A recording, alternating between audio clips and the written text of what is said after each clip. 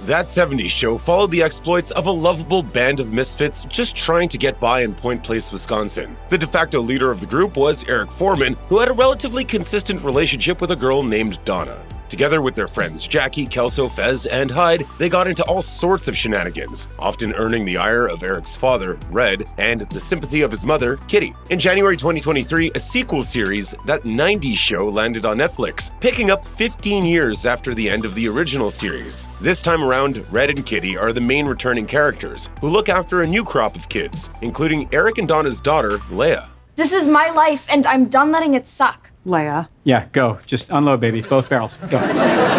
Naturally, some familiar faces outside of Red and Kitty make an appearance, but there's one notable absence from the proceedings. Danny Masterson's Hyde isn't anywhere to be found, and no one even mentions him in the first season. So what happened? Hyde isn't anywhere to be found, but the rest of his old Point Place buddies show up in That 90s Show. In the first episode, Eric and Donna are back in town with their daughter to attend Red's 4th of July celebration. While their intention was to merely stay the weekend, Leia convinces her parents to let her spend the summer with her grandparents. Through this, Leia meets a new friend, Jay, who's the son of Kelso and Jackie, who also make an appearance in the pilot. Everyone's return to the spin-off series makes sense and is in line with their characters. Even though Kelso and Jackie weren't together when That 70s Show ended, they reunited, and in fact, they're looking to get remarried. So where does that leave Hyde? None of the cast members or Netflix have officially commented on Danny Masterson's absence, but it makes sense why he isn't there if you've stayed up to date with his personal life. In 2020, Masterson was charged with raping 3 women during separate incidents between 2001 and 2003. However, allegations of such behavior date back to 2017 when Masterson was a cast member on the Netflix series The Wrench. When the accusations first surfaced, Netflix quickly wrote Masterson out of the series and released a statement. After discussing with the producers, we've decided to write Danny Masterson off of The Wrench. Yesterday was his last day of work, and we'll make new episodes in 2018 without him.